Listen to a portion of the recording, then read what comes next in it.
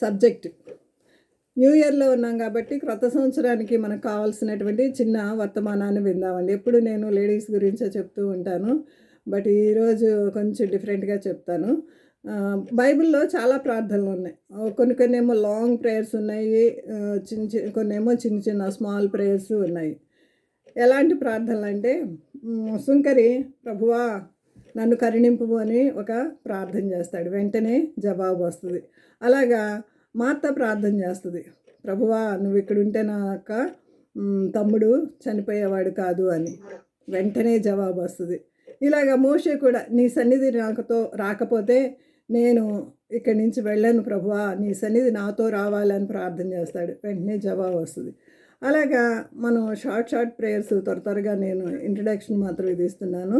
అయితే ఇలాంటి ప్రేయర్స్ మనం ఎన్నో చూస్తాము, కానీ ఈరోజు వీటన్నిటినీ మించిన ప్రేయరు, దేవుణ్ణి సంతోషపరిచే ప్రేయరు ఈరోజు నేను మీ ముందుకి తీసుకుని వస్తాను. అతను ప్రేయర్ చేయటం వలన జరిగినటువంటి గొప్ప ఆశీర్వాదం, ఈ సంవత్సరం అంతా కూడా మనం అంతే ఆశీర్వాదంగా మనము కూడా ఉండాలని, అలాంటి ప్రేయర్స్ మనం కూడా చేయాలని నేను ఈ యొక్క వర్తమానాన్ని సిద్ధపరచుకున్నానండి. మరి ఈ ప్రేయర్ని నా భాషలో చెప్పాలంటే ద మోస్ట్ ప్లీజింగ్ ప్రేయర్ అని నేను అనుకుంటున్నానండి. ద మోస్ట్ ప్లీజింగ్ అంటే దేవుని యొక్క హృదయాన్ని దోచుకోవటం అన్నది నేను ఇక్కడ చూస్తున్నాను అనమాట. ఎవరో గెస్ట్ చేయగలరా? సరే నేను చెప్తాను, మనం వెంటనే వర్తమానంలోకి వెళదాము. అక్కడ కాదండి, అది కూడా మనం నిజంగా నా హృదయానుసారుడు అననే అంటారు. దగ్గర చెప్పారమ్మా, మీరు దగ్గరగా చెప్పారు. సరే, అయితే మనం మొదటి రాజుల గ్రంథము 3వ అధ్యాయం 5వ వచనం చదువుకుందామండి. మొదటి రాజుల గ్రంథము 3వ అధ్యాయము 5వ వచనం వెంటనే చదవాలా, లేకపోతే నేనే చదివేస్తాను. గిబియోనులో యెహోవా రాత్రివేళ స్వప్నమందు సొలొమోనుకు ప్రత్యక్షమై, నేను నీకు దేని ఇచ్చుట నీకు ఇష్టమో దాన్ని అడుగుమని దేవుడు చెప్పాడు. ఈరోజు మీతో నాతో కూడా దేవుడు ఇదే చెప్తున్నాడు. నేను నీకు ఏమి ఇవ్వాలని నువ్వు అనుకుంటున్నావో నాతో చెప్పు. మనకి ఇప్పుడు ఎలాంటి ప్రామిస్ ఇచ్చాడంటే, ఒక బ్లాంక్ చెక్ మనకి రాసేసి ప్రభువు మన చేతిలో పెట్టాడండి. బ్లాంక్ చెక్ రాసేసి నువ్వు ఎంత అమౌంట్ రాసుకుంటావో, నువ్వు ఎన్ని రిక్వెస్ట్లు రాసుకుంటావో. జైని సిస్టర్ ప్లీజ్ మ్యూట్లో పెట్టరా. జైని సిస్టర్, థ్యాంక్ యూ సిస్టర్. పొరపాటున అప్పుడప్పుడు జరుగుతూ ఉంటాయి. మనకి దేవుడు ఎలాంటి చెక్ ఇచ్చాడంటే, బ్లాంక్ చెక్ ఇచ్చేసి మన చేతిలో నువ్వెంత అమౌంట్ రాసుకుంటావో రాసేసుకో, ఏవేమి రిక్వెస్ట్లు రాసుకుంటావో రాసేసుకో అనేసి అంటున్నాడు. ఎవరన్నా చదవండి ఇప్పుడు మరలా ఒకసారి స్పష్టంగా చదవండి. 5వ వచనం, 3:5 మొదటి రాజుల గ్రంథం.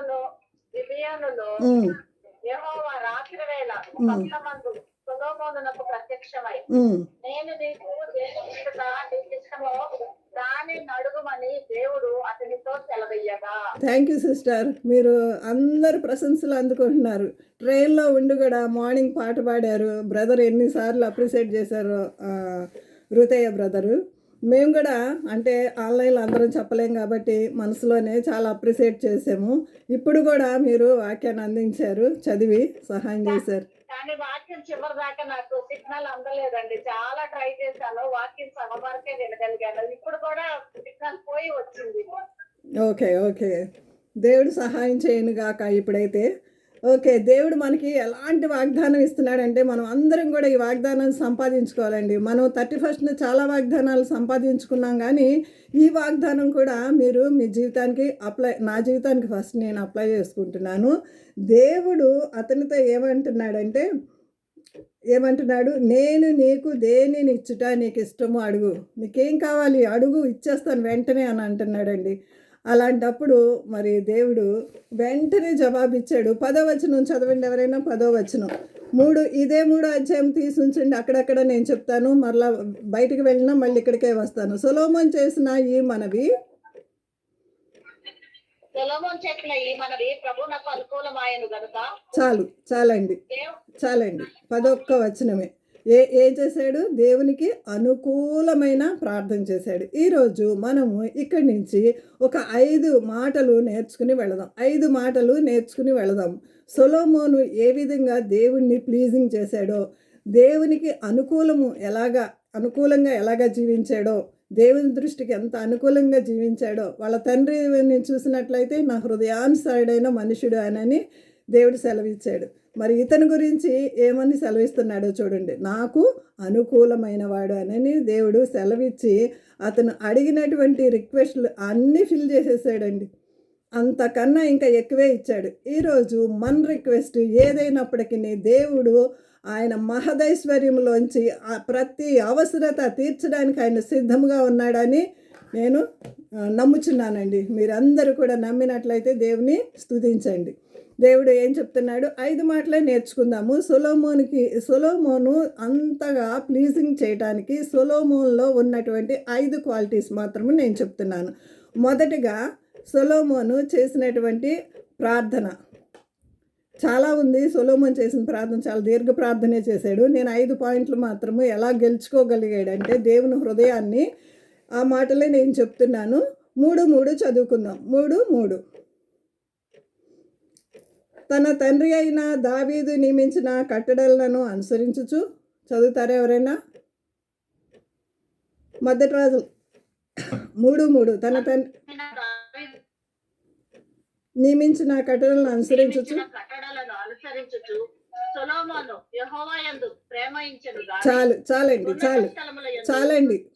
చాలండి. ప్రేమ ఉంచెను.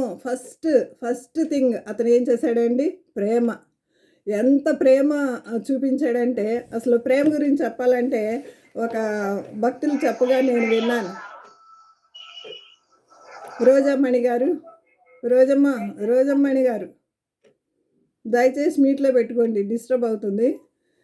థ్యాంక్ యూ సిస్టర్, మీకు నిండు వందనాలు, చక్కగా ఆలకించారు. అయితే ఫస్ట్ ఆఫ్ ఆల్ ఏం చేశాడంటే ప్రేమించాడు. ఇదే ఫస్ట్ పాయింట్. తర్వాత ఇంకా 4 పాయింట్స్ చెప్తాను. ప్రేమ గురించి చెప్పాలంటే బైబిల్లో అసలు ఎన్ని మెసేజెస్ అన్నా చెప్పొచ్చు అనమాట. ప్రేమ గురించి ఒక ఆయన ఈ యొక్క 5 days మీటింగ్స్ పెట్టారంట ఒక ప్లేస్లో. అయితే ప్రేమ గురించి చెప్దామని అనేసి ఒక సబ్జెక్ట్ ఎంచుకుని మొదటి రోజున అదే చెప్పాడంట, పొద్దున సాయంత్రం. ఇదివరకు మీటింగ్స్ మా కాలంలో అయితే మీటింగ్స్ పొద్దున్న ఉంటుంది, సాయంత్రం కూడా ఉంటుంది అనమాట. అయితే పొద్దున సాయంత్రం అదే చెప్పాడంట. అప్పుడు జనాలు అనుకున్నారంట పొద్దున సాయంత్రం ప్రేమ గురించి చెప్పారు, రేపన్నా వేరే ఒక మెసేజ్ చెప్తారేమో అనేసి అనుకున్నారంట. రెండవ రోజున కూడా పొద్దున సాయంత్రము ప్రేమ గురించే చెప్పారంట. అలాగే 5 రోజులు 10 మెసేజ్లు ప్రేమ గురించే చెప్పారంట, తరగట్లేదంట. అలాగా ప్రేమ గురించి చెప్పాలంటే బైబిల్ గ్రంథంలో ఎన్నో ఉన్నాయండి, ఎన్నో మాటలు ఉన్నాయి. అసలు వదిలిపెడితే మనం ఒక్కొక్క పెద్ద మెసేజ్లు ఇచ్చేస్తాం అనమాట. కానీ మనకి బాగా తెలిసిన మాట ఏంటంటే దేవుడు లోకంను ఎంతో ప్రేమించను. ఆ ఎంతోకి ఎలా చెప్పొచ్చు అంటే, చిన్నప్పుడు మా మనవడు కూడా అని ఆ మాట ఫస్ట్ మనం చిన్నపిల్లలకి అదే నేర్పుతాం కదా. ఎంతో ప్రేమించనండి అని గొక్క పెట్టి ఎంతో అని మూతి ఇలా పెట్టేసి ఎలా అనేవాళ్ళంటే అంత ముద్దుగా. అంటే నువ్వు నేను కూడా ప్రేమిస్తే, దేవుణ్ణి ప్రేమిస్తే దేవునికి కూడా మనం అంటే అంత ముద్దొచ్చేస్తామన్నమాట. సొలొమోనుకి దేవుడు అంత ముద్దొచ్చేసాడు కాబట్టి అతను కోరుకున్న దానికన్నా, అడిగిన దానికన్నా, ఊహించిన దానికన్నా అత్యధికంగా అతన్ని ఆశీర్వదించినట్లు మనకందరికీ తెలుసండి. ఎంతగా ప్రేమించాడంటే నిజంగా ఆయన మొత్తం బైబిల్ సారాంశం చూస్తే ప్రేమే కదండి.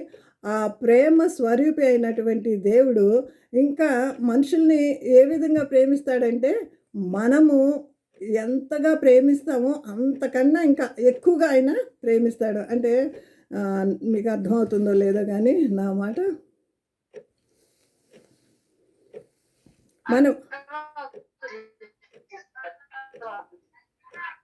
మనము ప్రేమించాలని ఆయన అంతగా కోరుకుంటున్నాడు అనమాట. ప్రేమను ప్రేమతోనే జయించాలి. డైమండ్తోనే కొయ్యాలి. అట్లాగే ఇనుముతోనే కొయ్యాలి, షార్ప్ అవుతుంది కదండి. అట్లాగే యేసు ప్రభు ప్రేమ స్వరూపి అయ్యుండి తన ప్రాణమంతా మన కొరకు దారాలుగా అర్పించాడు కదండి, రక్తమంతా కార్చి మన కోసం అర్పించాడు కదా. ఆ దేవుడు అంత ప్రేమ స్వరూపి కాబట్టి నువ్వు నేను కూడా అంతగా ప్రేమించాలని కోరుకుంటున్నాడు. మనము ప్రేమ చూపిస్తే ఆయన ప్రేమ చూపించుకోకుండా ఉండడానికి ఆయన నరుడు కాదు, ఆయన మన రుణాన్ని ఉంచుకోవడానికి ఆయన రుణస్థుడు కూడా కాదండి. హెబ్రీ పత్రికలో ఒక చక్కని మాట ఉంటుంది, అవన్నీ రిఫరెన్స్ చూపించడానికి నాకు సమయం లేదు. కానీ మొదటిగా ఏం నేర్చుకుంటున్నామంటే ప్రేమించాలి, దేవుణ్ణి ప్రేమించాలండి, హృదయమార ప్రేమించాలి. మరి ద్వితీయోపదేశ కాండంలో 11వ అధ్యాయంలో ఒక మాట ఉంటుంది చూడండి. 11వ అధ్యాయంలో బ్లెస్సింగ్స్, అన్ని బ్లెస్సింగ్సే ఉంటాయి. 11వ అధ్యాయము 11వ వచనం నేను చదువుతున్నాను చూడండి. మీరు నది దాటి స్వాధీనపరచుకుంటూ వెళ్ళుచున్న దేశము కొండలు లోయలు గల దేశము, అది ఆకాశ వర్ష జాలము త్రాగును, అది నీ దేవుడైన యెహోవా లక్ష్యపెట్టు దేశము. మనం దేవుని ప్రేమిస్తే మనకు వచ్చేటువంటి దీవెనలు అన్నీ కూడా నీ 11వ అధ్యాయంలో నేను ఒక్కొక్కటి ఆ బైబిల్లోనే రాసేసుకున్నానండి. 10 పాయింట్లు. ఇక్కడ మొదటి అధ్యాయం మొదటి పేరాలో 10 పాయింట్లు, ఇటు ప్రక్కన కూడా 10 పాయింట్లు, అట్లా మొత్తం రాసేసుకున్నానండి. ఇవన్నీ చెప్పాలంటే సమయం లేదు, కానీ అక్కడక్కడ మాత్రమే నేను చెప్తూ వెళ్ళిపోతాను. 13వ వచనం చూసుకుందాం రండి. 13వ వచనం, కాబట్టి నీ పూర్ణ హృదయంతోనూ నీ పూర్ణ ఆత్మతోనూ నీ దేవుడైన యెహోవాను ప్రేమించి. మనం ఏం చేయాలండి? పూర్ణ హృదయంతో, పూర్ణ ఆత్మతో, పూర్ణ వివేకంతో, పూర్ణ బలంతో, పూర్ణ మనస్సుతో దేవుణ్ణి ప్రేమించినట్లయితే, దేవుడిచ్చినటువంటి మొదటి ఆజ్ఞ కూడా అదే కదండి. 10 ఆజ్ఞలో నీ దేవుడైన యెహోవాను నువ్వు ఈ విధంగా ప్రేమించినట్లయితే దేవుడు నీకు కూడా అదే ప్రేమను కనపరుస్తూ ఉంటాడనమాట. నేను తప్ప వేరొక దేవుడు మీకు ఉండకూడదు, ఆయన ఇచ్చినటువంటి ఆజ్ఞ. దేవుడిని మనం ప్రేమిస్తున్నామనంటే మన క్రియల్లో ఎలా చూపించాలండి? మనం ప్రేమిస్తే టైం స్పెండ్ చేస్తామండి. ఒక ప్రియుడు ప్రియురాల గురించి మనం చూసుకున్నట్లయితే వాళ్ళు ప్రేమించుకుంటారు కాబట్టి ఒకరినొకరు వారు టైం స్పెండ్ చేసుకుంటారండి. ఒక ఎగ్జాంపుల్ నాకు గుర్తుకొస్తుంది. ఇద్దరు మాట్లాడుకుంటున్నారంట, ప్రేయసి ప్రియుడు మాట్లాడుకుంటూ ఉన్నారంట. వాళ్ళ మాటల్లో ప్రియుడు అంటున్నాడంట, నీకోసం నేను ఎవరెస్ట్ శిఖరం ఎక్కమన్నా ఎక్కుతాను, అంత కష్టమైన పని చేయమన్నా చేస్తాను, అది ఇదని చాలా పొగుడుతున్నాడంట. ఏం చేయక్కర్లేదులే, బాగానే నువ్వు ప్రేమిస్తున్నావని నాకు అర్థమైంది, ఇప్పుడు రా మనం పలానా ప్లేస్లో కలుసుకుందామని అంటున్నాడంట. ఇప్పుడు పెద్ద వర్షం వస్తుంది కదా, వర్షం తగ్గాక వస్తాలే అన్నాడంట. అంటే ఆ చిన్న వర్షం కూడా అతనికి ఆటంకం అయిపోయింది. పెద్ద ఎవరెస్ట్ శిఖరాలు ఎక్కుతానని చెప్తారు కానీ, కోతలకు వస్తారు కానీ క్రియల్లో ఉండదన్నమాట. అది కాదు దేవుడు మన నుంచి కోరుకుంటుంది. క్రియలు కలిగిన విశ్వాసము చూపించాలని ప్రభు కోరుకుంటున్నాడు. ఇంకా మనం చూసుకున్నట్లయితే ఈ అధ్యాయం అంతా మీరు తర్వాత చదువుకోండి. ఎన్ని బ్లెస్సింగ్స్ ఉంటాయంటే దేవుని ప్రేమించిన వారికి. మరి దేవుని ప్రేమించిన వారికి, ఆయన సంకల్పం చొప్పున పిలువబడిన వారికి సమస్తము సమకూడి మేలుకరంగా జరుగుతాయని రోమాపత్రికలో కూడా మనం చూస్తున్నామండి. దేవుని ప్రేమిస్తే ఎన్నో ఆశీర్వాదాలు. నన్ను ప్రేమించిన వారిని ఆస్తికర్తలుగా చేస్తానని దేవుని వాక్యం ప్రొవర్బ్స్లో కూడా ఉంటుందండి. జోయల్లో ఒక మాట చదువుకున్నారండి. యోవేలు గ్రంథము 2వ అధ్యాయము 23వ వచనం. యోవేలు ఆమోసు ఓబద్య అని ఉంటుంది. యోవేలు 2:23. నేను 21 నుంచి చదువుతున్నాను చూడండి. దేశమా భయపడక సంతోషించి గంతులు వేయము, యెహోవా గొప్ప కార్యములు చేశాను. హల్లెలూయా. నమ్మినట్లయితే దేవుణ్ణి స్తుతించండి. దేవుడు ఏం చేస్తున్నాడంట? దేశమా భయపడక సంతోషించి గంతులు వేయి. ఈ సంవత్సరం దేవుడు మనకి ఇచ్చినందుకు మనం సంతోషించి గంతులు వేయాలంట. దేవుడు గొప్ప కార్యాలు చేస్తాడంట. దేవుణ్ణి ప్రేమిస్తే గొప్ప కార్యాలు ఆయన చేయటానికి ఆయన సిద్ధంగా ఉన్నాడండి. అలాగే పశువులారా భయపడకుడి, గడ్డి బీళ్ళలో పచ్చిగా మొలియును, చెట్లు ఫలించును, అంజూరప చెట్లును ద్రాక్ష చెట్లు సమృద్ధిగా ఫలించును. మనకి ఈ సంవత్సరం అంతా కూడా ఎంత సమృద్ధిని ఇస్తానంటున్నాడంటే, ఎప్పుడు ఇస్తాడు? దేవుణ్ణి ప్రేమించినప్పుడు. సియోను జిల్లారా ఉత్సహించి మీ దేవుడైన యెహోవా యందు సంతోషించుడి, తన నీతిని బట్టి ఆయన తొలకరి వర్షమును మీకు అనుగ్రహించును. వాన కురిపించి పూర్వం వల్లే తొలకరి వర్షమును కడవరి వర్షమును మీకు అనుగ్రహించును. సకాలానికి మరి వర్షాలు పడితే కనుక ఎంత సస్యశ్యామలంగా ఉంటుందండి దేశము. అంత అభివృద్ధిని దేవుడు మనకిస్తున్నాడు. ఆ రోజుల్లో ఇవే మాత్రమే ఉండేవి.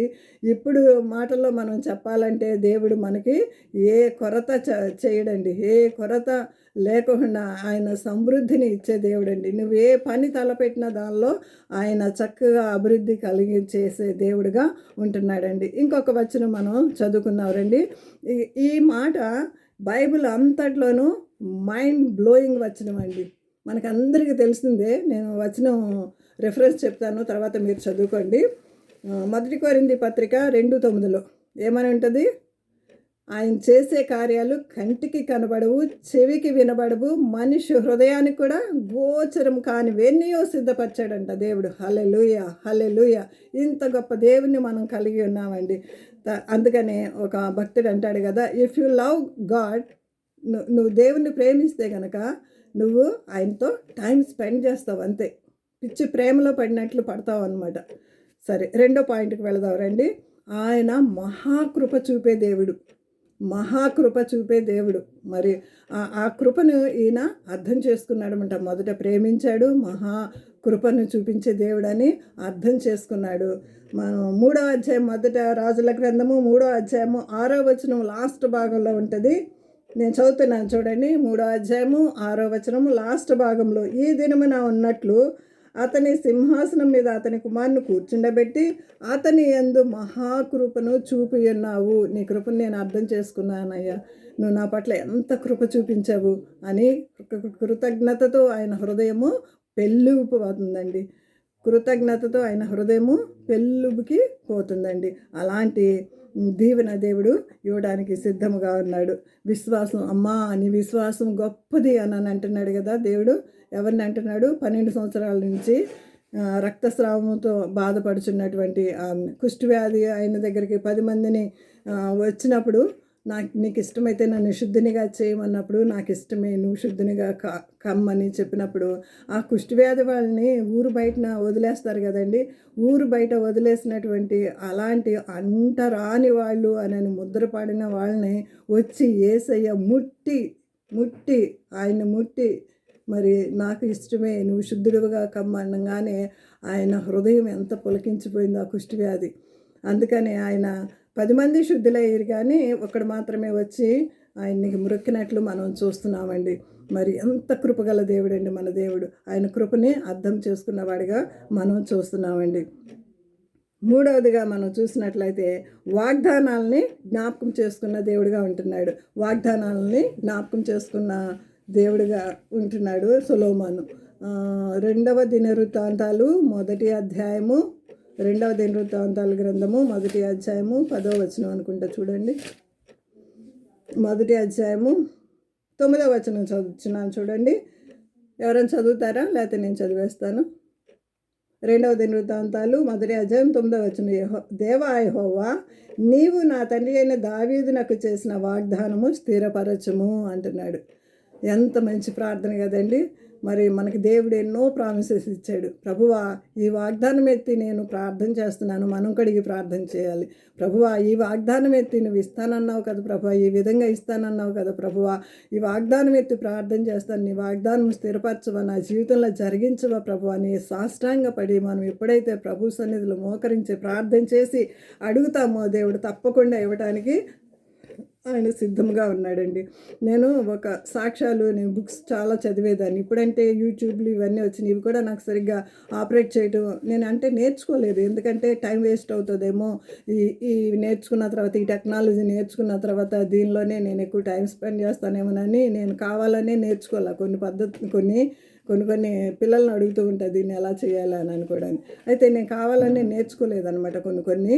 అయితే ఆ బుక్స్ చదివేటప్పుడు ఒక ఆయన ఆ సాక్ష్యంలో పుస్తకంలో రాస్తాడు కదా, వాగ్దానాలు స్వతంత్రించుకునేటప్పుడు అండి, అది నాకు చాలా టచ్ అయింది.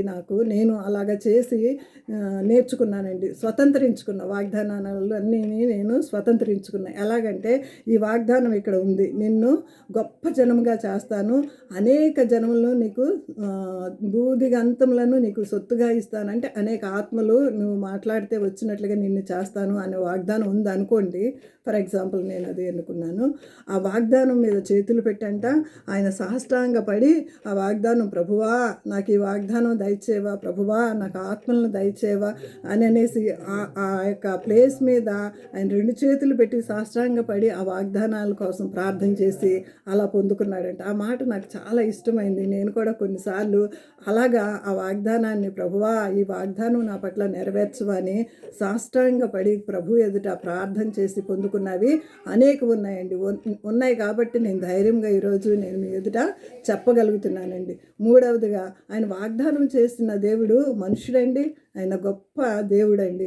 పరిశుద్ధుడు పరిశుద్ధుడు పరిశుద్ధుడు అని కోట్లాను కోట్ల దూతలతో నిత్యం పొగడబడుచున్నటువంటి దేవుని దగ్గరకు వచ్చి మనము ప్రార్థిస్తున్నామండి. ఆయన గొప్ప దేవుని దగ్గరకు వచ్చి మనం ప్రార్థిస్తున్నాం ఇస్తాడనే నమ్మకంతో. హెబ్రీ పత్రిక 11వ అధ్యాయము 5వ వచనము 6వ వచనంలో ఉంటుంది కదా, ఆయన వాగ్దానం చేసిన వాడు నమ్మదగిన వాడు. ఒకసారి చదువుదాం రండి. ఒక్కొక్కసారి బాగా తెలిసిన వాక్యాలైనా సరే త్వరగా చెప్పేసినప్పుడు కొన్ని గుర్తుకు రావు. ఆయన ఎలాగ నమ్మాలంటే మనము 5వ వచనము విశ్వాసమును బట్టి 6వ వచనం, విశ్వాసం లేకుండా దేవునికి ఇష్టడై ఉండుట అసాధ్యము, దేవుని యొద్దకు వచ్చేవాడు ఆయన ఉన్నాడని తన్ను వెదకు వారికి ఫలము దయచేవాడని నమ్మాలటండి. తన్ను వెదికే వారికి ఫలము దయచేసే దేవుడు అని అంతగా నమ్మినట్లయితే దేవుడు తప్పకుండా వాగ్దానాలు మన పట్ల నెరవేరుస్తూ ఉంటాడండి. ఆయన ప్రామిస్ కీపర్. ఒక ఇంగ్లీష్లో ఒక సాంగ్ ఉంది. మేము ఇంగ్లీషు సర్వీస్కి వెళ్తూ ఉంటాం కాబట్టి మా నార్త్లో మా సర్వీస్ అంతా అట్లాగే జరిగింది కాబట్టి way maker, miracle worker, promise keeper మీలో చాలామందికి కూడా తెలిసే ఉంటుంది ఆ song. Promise keeper, light in the darkness. మా పిల్లలు కూడా అంటే మనవాళ్ళు మనవరాళ్ళు పిల్లలు అందరూ కూడా చాలా చక్కగా పాడతారు ఈ పాట. వే మేకర్ ఆయన, మిరాకల్ వర్కర్, మామూలు దేవుడు కాదండి, ఆశ్చర్యకరుడు. వాటి గురించి ఎక్స్ప్లెయిన్ చేయాలంటే నాకు సమయం లేదు కాబట్టి నేను త్వరగా ముగిస్తాను. మరి అంత గొప్ప దేవుని దగ్గరకు వచ్చి వాగ్దానాలు చేసిన దేవుడు నమ్మదగిన, అవును ఆమెన్ అన్నట్లు ఆయన చేస్తాడండి. మనం అంతే విశ్వాసంతో ప్రేమను చూపించి ఆయన కృపను మనం అర్థం చేసుకుని మనం బ్రతికినట్లయితే ఆయన వాగ్దానాలు నెరవేర్చే దేవుడిగా ఉన్నాడు.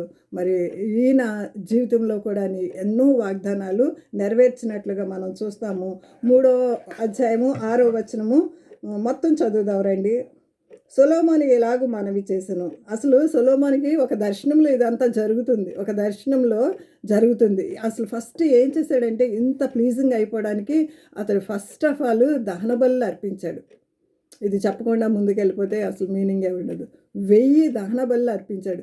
దహన బలులు అర్పించడం అంటే మాటలు కాదండి. 1000 అర్పించడం అంటే అసలు మామూలు విషయం కాదు. మళ్ళీ ఒక పశువుని అర్పించేసిన తర్వాత, దహన బలిని అర్పించేసిన తర్వాత అతను మళ్ళీ మొత్తం స్నానం చేసి క్లీన్ చేసుకుని ఆ రక్తం అంతా పడుతుంది కదా అర్పించినప్పుడు, ఆ బట్టలంతా శుద్ధీకరించుకుని మళ్ళీ క్రొత్త వేసుకుని మళ్ళీ వధించాలి.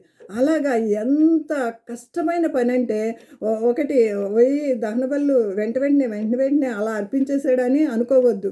దహనబలి అర్పించడానికి యూదులకి ఒక చక్కని క్రమం ఉంటుంది. ఆ క్రమం ప్రకారమే చేశాడు. ఎందుకంటే ఇతను కింగ్ కాబట్టి మరి అందరూ కూడా చూస్తూ ఉన్నారన్నమాట ఇతను చేసేదంతాని. ఇదంతా జరిగింది స్వప్నంలో అనమాట. స్వప్నంలో అంటే దహనబలి అర్పించిన తర్వాత జరిగినటువంటి స్వప్నంలో దేవుడు సొలొమోనుకి కనిపించి మాట్లాడుతున్నటువంటి మాటలు ఆశీర్వాదాలు అనమాట.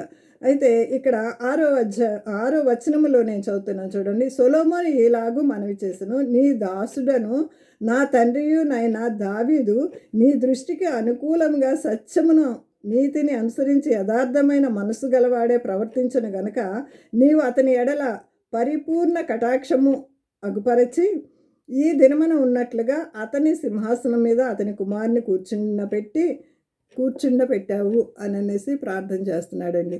మరి దావీదు గురించి కూడా మనం చూసినట్లయితే ఎంత హృదయానుసారంగా దేవుని యొక్క మనసును గెలుచుకున్నవాడిగా మనం చూస్తున్నామండి. దావీదుకు చేసినటువంటి వాగ్దానాలని ఈయన జ్ఞాపకం చేస్తున్నాడు అనమాట. నీ సింహాసనం మీద ఎవరు ఉండకుండా మానవు అని అనేసి నీ దాసుడికి నువ్వు ఇచ్చినటువంటి వాగ్దానాలు జ్ఞాపకం చేస్తున్నాను ప్రభువా అని మరి సొలొమోన్ రాజు ఇట్లాగా దేవుని దగ్గర వాగ్దానాలు అడిగి పొందుకున్నట్లుగా మనం చూస్తున్నామండి. ఇవన్నీ పొందుకున్న తర్వాత దేవుడు ఏమిస్తాడండి? 5 విషయాలు నువ్వు అడగలేదు, కానీ ఈ 5తో పాటు ఇంకొక 5 నేను కలిపి ఇస్తున్నాను అని అంటున్నాడండి. ఒక మాట మనం చదువుకుందాం రండి. 11వ వచనము 10వ వచనము 11వ వచనము నేను చదువుతాను చూడండి. సొలొమోన్ చేసిన ఈ మనవి ప్రభువునకు అనుకూలమాయెను. చదువుతున్నారు ఎవరన్నా? గనుక ఇంకా దేవుడు అతన్ని ఏలాగో చదివించను. దీర్ఘాయుడైన ఐశ్వర్యమైన నీ శత్రువుల ప్రాణమైన అడగక న్యాయం గల గ్రహించుటకు వివేకము అనుగ్రహించి నేను అడుగుతుంది. చాలమ్మా చాలు. ఏమంటున్నాడు? దీర్ఘాయువు అడగలేదు, నువ్వు శత్రువుల ప్రాణం అడగలేదు, ఐశ్వర్యము అడగలేదు, ఇంకా ఇవేమీ అడగలేదు, కానీ మరి వివేకమును మాత్రమే అనుగ్రహించమని అడిగావు కాబట్టి వాటన్నిటితో పాటు ఇవన్నీ కూడా నీకు ఇచ్చేస్తున్నాను అని అనేసి గ్రాంట్ చేశాడు. బ్లాంక్ చెక్ తీసుకుని వెళితే మరి ఎంత గ్రాంట్ చేశాడంటే అతని ముందు తరంలో కానీ అతని వెనకాల తరంలో కానీ అతని తరంలో కానీ అసలు అలాంటి కింగ్ ఉండడు. అంత జ్ఞాన వివేచన గల ఆత్మ దేవుడు అతనికి అనుగ్రహించినట్లుగా మనం చూస్తున్నామండి.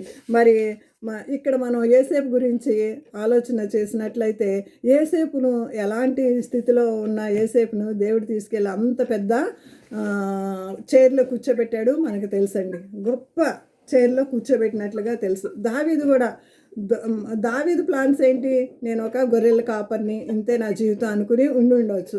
మరి యోసేపు కూడా ఏమనుకుండవచ్చు? ఏదో నా తండ్రికి ఏదో కొన్ని పశువులు ఉన్నాయి, ఈ విధంగా నేను ఉంటే చాలు అని అతని ప్లాన్స్ ఉండవచ్చు. మన ప్లాన్స్ అన్నీ కూడా తారుమారు అయిపోయేటట్లుగా తీసుకెళ్ళి సింహాసనం మీద వాళ్ళిద్దరిని కూర్చోబెట్టినట్లుగా చూస్తున్నామండి. బబులోనికి వెళ్ళినటువంటి దానియేలు కూడాని బానిసగా వెళ్ళినటువంటి ఆ చెరకు వెళ్ళినటువంటి బబులోను ఆ చిన్న కుర్రాళ్ళను కూడా దేవుడు ఎక్కడికి తీసుకెళ్ళి పెట్టాడండి? పెద్ద సింహాసనం మీద తీసుకెళ్ళి పెట్టాడండి. దేవుని ప్రేమిస్తే అంటే ఆయన ఆశించిన రీతిలో నువ్వు నేను కనుక జీవిస్తే ఎంతో ఉన్నతమైన శిఖరాలు ఆయన ఎక్కించడానికి ఆయన సిద్ధంగా ఉన్నాడండి. ఎంతో ఉన్నతమైన శిఖరాలు ఎక్కించడానికి ఆయన ఆశపడుతున్నాడు. ఆయన్ని ప్రేమించుదామా, ఆయన్ని ఘనపరుచుదామా, ఆయన్ని హృదయమార కొనియాడదామా? మరి ఈ సంవత్సరము మనం ఆ విధంగా చేయటానికి తీర్మానం తీసుకుందామండి. 4వ మాట ఏం చెప్తున్నాడంటే నీ దాసుడనైనా నేను తగ్గించుకుంటున్నాడండి. ఎంతగా తగ్గించుకుంటున్నాడు? నా సమయం అయిపోయింది, చెప్పేస్తున్నాను. ఎంతగా తగ్గించుకుంటున్నా అంటే ఈ వచనంలో మనం చూసినట్లయితే ఇక్కడ కూడా 6వ వచనంలో మరి నీ దాసుడనైనా నేను అని 6వ వచనంలో మనం చూస్తున్నాం కదా. సొలొమోను చేసిన ఈ మనవి ఇలాగ మనవి చేసును, నీ దాసుడను నా తండ్రియునైన దావీదు. ఇక్కడ దాసుడు అని అంటున్నాడు.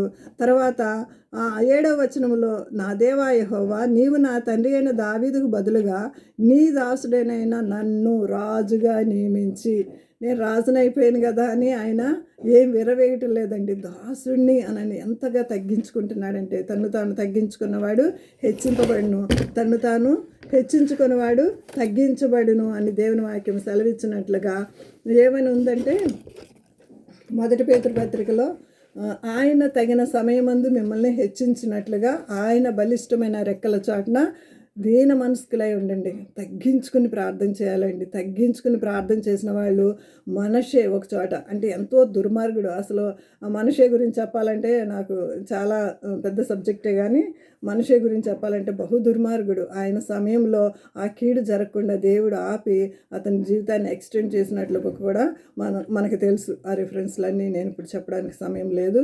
తర్వాత హిజ్కియా ప్రార్థన చేసినప్పుడు కూడా 15 ఏళ్ల ఆయుష్ పెంచాడు. అది కాకుండా అతని తరములో ఆ యొక్క కీడు జరక్కోకుండా దేవుడు ఆపి తర్వాత పంపినట్లుగా చూస్తాం. ఆహాబు విషయంలో కూడా మరి పశ్చాత్తాపడి దుర్మార్గుడు అయినప్పటికీ పశ్చాత్తాపడితే తప్పకుండా దేవుడు ఆలకించి ఆ సమయానికి ఆపి మరి తర్వాత ఆయన కాలం గడిచిన తర్వాత ఆ కీడు వచ్చినట్లుగా కూడా మనం చూస్తామండి. కాబట్టి తగ్గించుకుని ప్రార్థన చేయాలండి. మరి చాలామందికి కాస్త ప్రార్థన బాగా చేయగలగము అన్న వాళ్ళకి ఒక గర్వం వచ్చేస్తుంది. ఏం గర్వం అంటే ఆత్మీయ గర్వం. ఆ సిస్టర్ కన్నా నేను చాలా బాగా ప్రార్థన చేయగలుగుతున్నాను, ఆ సిస్టర్ కన్నా నేను చాలా బాగా వాక్యం చెప్పగలుగుతున్నాను, కొంచెం వాక్యం తెలిస్తే చాలు మనం అందరినీ ఆమె కన్నా నేను చాలా బెటర్ అని పెద్ద పెద్ద అవార్డ్స్ మనమే ఇచ్చేసుకుంటామండి. అలాంటి ఆత్మీయ గర్వం కూడా ఒకవేళ మనలో ఉందేమో, ఆ సిస్టర్ కన్నా నేనే బాగా క్విజ్ చెప్పగలనండి అని అనేసి, ఒకవేళ ఇలాంటి ఏమన్నా మనలో గర్వం ఏదైనా ఉన్నట్లయితే ఒక్కసారి అది దాగి ఉంటుందండి. అది మనకి కనిపించదు పైకి, లోపల ఎక్కడో దాగి ఉంటుంది. సమయం వచ్చినప్పుడు బయటకు వస్తూ ఉంటుంది అనమాట. అలాంటి గర్వం ఎక్కడన్నా ఉందేమో సరి చేసుకుందాం. అందుకని ఈ సొలొమోను అంటున్నాడు, నీ దాసుడు నీ దాసుడు నీ దాసుడు. ఇంకా కొంత కింద వచనాలు చదివినట్లయితే 8వ వచనం కూడా, నీ దాసుడనైనా నేను నీవు కోరుకున్న జనుల మధ్య ఉన్నాను. ఏమంటున్నాడు? నీ దాసుడనైనా నేను నీ జనులు కోరుకున్న జనుల మధ్య ఉన్నాను అని అంటున్నాడు. అంతగా తగ్గించుకున్నాడండి. ఐదవ మాట తగ్గించుకున్నాడు, హెచ్చింపబడ్డాడు. మరి అంత వెంటనే మనము ఆయన యొక్క గొప్ప రిజల్ట్ని కూడా చూస్తున్నామండి. ఐదోది ఏమన్నా అడుగుతున్నాడంటే 10వ వచనము కాదు, 15వ వచనం చూడండి. 15వ వచనం 3:15. అంతలో సొలొమోను మేలుకొని అది స్వప్నమని తెలుసుకొని పిమ్మట అతడు యెరూషలేమునకు వచ్చి యెహోవా నిబంధన గల మందసం ఎదుట నిలవబడి దహన బలులను సమాధాన బలులను అర్పించి తన సేవకులందరికీ విందు చేయించెను. హల్లెలూయా. ఏమని చెప్తున్నాడండి? 5వ మాట ఏంటి? మందసం అంటే ఏంటండి? ప్రార్థన కదా. అంతలో సొలొమోను మేలుకొని స్వప్నం అని తెలుసుకుని పిమ్మట అతడు యెరూషలేమునకు వచ్చి ఫస్ట్ చేసింది ఏంటండి? అతను మందసము, యెహోవా నిబంధన గల మందసం ఎదుట నిలవబడి దహన బలులు సమాధాన బలు ప్రార్థన చేశాడు. ఈ క్వాలిఫికేషన్స్ అన్నీ కూడా సొలొమోనులో ఉన్నాయి కాబట్టి దేవుడు అతను చేసిన మనవి అనుకూలమాయను. అనుకూల సమయమందు నీ మొర నేను ఆలకించాను అని దేవుని యొక్క వాక్యంలో ఉంటుందండి. మరి దేవుడు మనకి ఇచ్చినటువంటి ఈ సంవత్సరాన్ని మనం ఎలా ఉపయోగించుకుంటున్నాం? మనం ఎన్నో మెసేజెస్ న్యూ ఇయర్ గురించి వింటూ వస్తూనే ఉన్నాము. ఎన్నో సంవత్సరాల నుంచి మనకు అలవాటు అయిపోయిన ప్రార్థనలు కానీ, మనకు అలవాటు అయిపోయిన భక్తి కానీ, ఆచార ప్రకారమైన భక్తి కానీ ఎన్నో చేస్తూనే ఉన్నాము. కానీ ఈ సంవత్సరము ఒక క్రొత్తగా ప్రారంభించుదాం. నేను టెస్టిమనీ చెప్పాను 31st నైట్. మీలో ఎవరైనా మిస్ అవుతారేమోనని ఇంకొక మాట యాడ్ చేస్తున్నాను. లాస్ట్ ఇయర్ నేను నా హస్బెండ్ కలిసి వాక్యం చదువుతామని దేవుని దగ్గర నిబంధన చేసుకున్నామండి. దేవుని వాక్యం సంవత్సరము ఇద్దరము కలిసి చదివి ఈ యొక్క దైవ గ్రంథాన్ని కంప్లీట్ చేశాము. దేవునికి స్తోత్రం కలుగును గాక. ఒక్కళ్ళే చేయటము చాలా ఈజీ అండి. మనకు టైం ఉన్నప్పుడు మనం చదివేసుకుంటాము. కానీ హస్బెండ్తో కలిసి చదవటం అన్నది చాలా టార్గెట్ అండి. చాలా విషయాల్లో మనము తగ్గించుకొని నలగొట్టబడి దేవుని స్వరూపం మనల్లో ఏర్పడితేనే కానీ, ఒకవేళ ఏమన్నా అన్నా సరే దులుపుకుని పోయి మరి రండి బైబిల్ చదువుదాము అని పిలిచేటువంటి స్థాయికి వస్తేనే కానీ ఇద్దరు కలిసి చదవలేరండి. ఇద్దరు కలిసి చదివి బైబిల్ కంప్లీట్ చేయడం అన్నది నాకు మాత్రం పెద్ద ఛాలెంజ్గానే ఉంది. అయినప్పటికీ దేవుడు కృప చూపించాడు. మరి ఈ బైబిల్ కంప్లీట్ చేయడానికి సహాయం చేశాడు. ఈ సంవత్సరం అదేవిధంగా 2 times చదవాలని మేము అనుకుంటున్నాము. దేవుడు ఈ యొక్క నా కోరికను కూడా సిద్ధింప చేయనుగాక. మరి అలాంటి ఇంకేమైనా మరి దేవుని కొరకు నేను ఇది చేయాలి, అది చేయాలి, సంఘం కొరకు నేను ఇది చేయాలి అని ఒకవేళ ఏవైనా తలంపులు ఉంటే అది దేవుని ముందు మనము పెట్టుకుందామండి. అది దేవుడు మన యొక్క మనవులను ఆలకించును గాక.